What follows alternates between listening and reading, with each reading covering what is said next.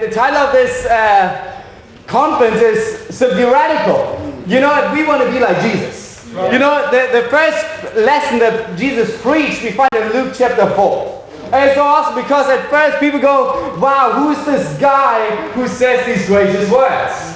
And you go down a couple of verses later, and it says they want to kill him and throw him off a bridge. You go, whoa, that is radical.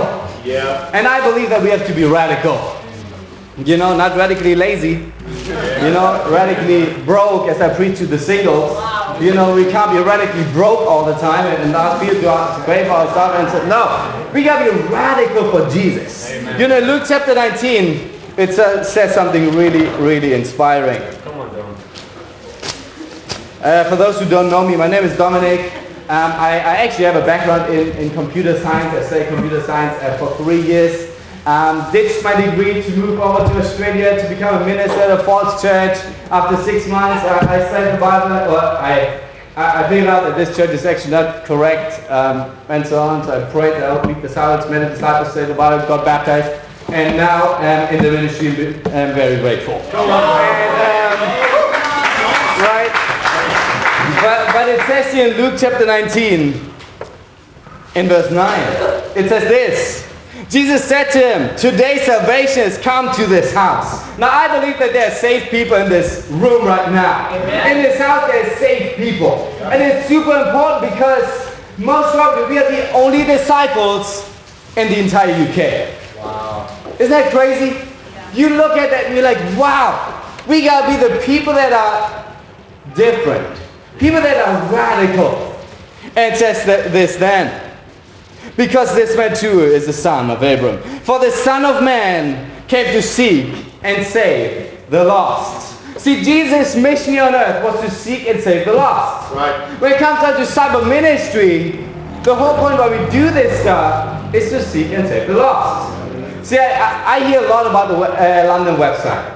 It's saying whenever you travel and so on and you meet the South or other churches, like, wow, your content is so awesome, your video is so awesome, your photos are incredible, and so on. Now you learn from the guys who actually do it, it's not that simple. Like, it's easy to do it once you know it, but you gotta spend the time to actually learn this stuff and so on. Right? But what is all this awesome stuff good for if we don't seek and save the lost? Right. See, Jesus was all about bearing fruit. And he had a controversial message. Amen. And in this type of ministry, we gotta be focused in on bearing fruit. Amen. You know, it's very interesting when you look at Acts chapter 7, it speaks to you about Moses. And we know that Moses, when he got called into the ministry, he didn't want to do it. You know, he said, no, I can't do it, I can't even speak. And so God goes, no, I sent your Aaron for you, will speak for you. And at the end he goes, no, I still don't want to do it. It's like crazy, God gives him everything, but he still doesn't want to do it. It says then in Acts chapter 7, verse 22, it says this about Moses. Moses was educated in all the wisdom of the Egyptians and was powerful in speech and action.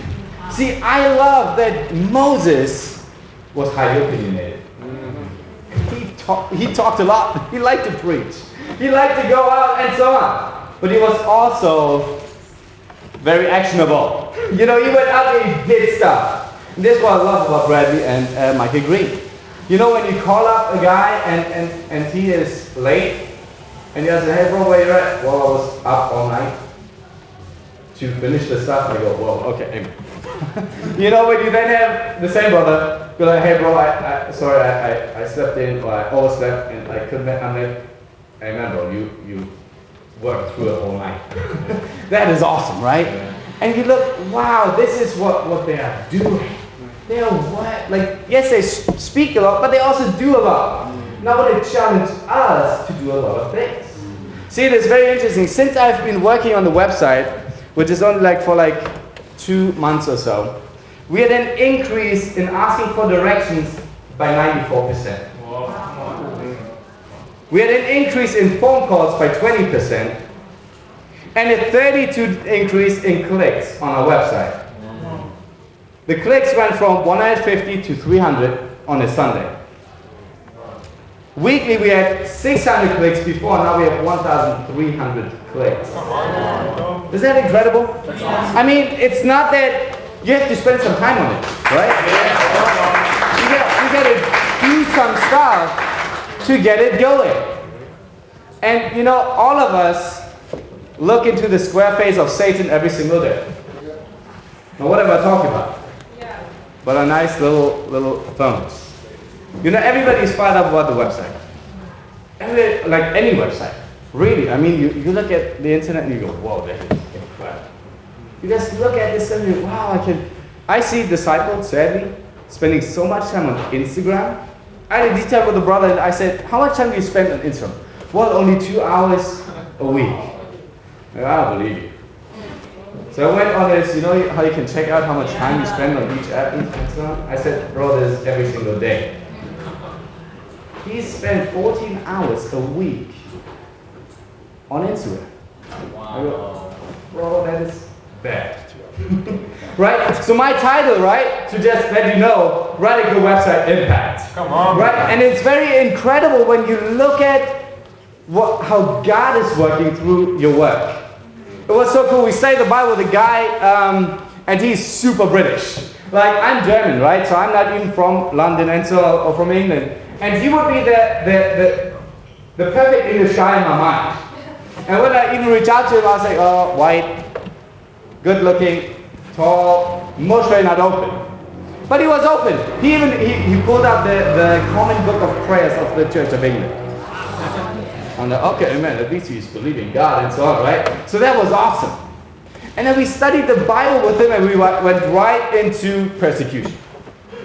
So we did seeking God and then we went into persecution because I knew he would have issues with that.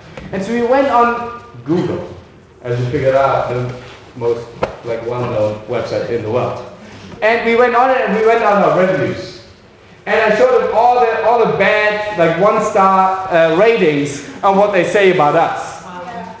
And so incredible because then I sent him our website and he went on the website and he watched a lesson by a brother already, right? He watched the lesson and he sent me a text, hey Dom, what is this? Luke said in his lesson that the Church of England has false doctrine. Why is that? Awesome, we do a Bible study the next day. Is it awesome when your website produces Bible studies for you? Yeah. Is it awesome?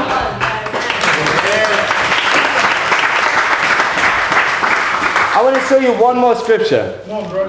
And we love to quote this scripture all the time, Romans chapter 12. It says this here.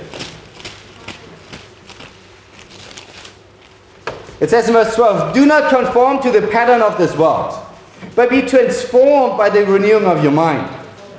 Then you will be able to test and approve what God's will is, His good, pleasing, and perfect will. Now, what's the point of renewing your mind? You renew your mind by doing different things, right? Now, with the internet, we figured out through Jeremy that most of the internet is very, very dark. So Satan has done a great job to build his kingdom on the internet. You got all this bad stuff, guess what? You'll renew your mind, but in a bad way. You know how much bad stuff you look at every single day? Even when you read all this new stuff, and I really want to know what's going on in the world. Well, most of this stuff is fake anyway. I mean, they just look at it from one perspective. You go, oh, wow. When this stuff was happening in Kiev, it was so big on the news a couple of years ago, and it was off the news, and nobody talked about it again, or anymore. Right? But it totally went off my head. And then you focus on a different thing, and you drive crazy. You know what we have to look into? This book. There it is. You know, we don't have to look at Facebook the whole time. We got to put our face into this book. Right? And by this is the way how we got to transform cyber. The cyber ministry. See, it is so inspiring to see Ron and Jeremy and so on working in the States, but we got to get it global. Yes. Not only here in the UK, because I don't want to build this kingdom here in the UK. I want to build the kingdom all over the world. Yeah. Let's be inspired. Let's go out. How much of your life, like how much impact do you have? I mean, you love your phone. You love YouTube. You love Netflix. How about changing that to building God's kingdom and to God be all the glory? Wow.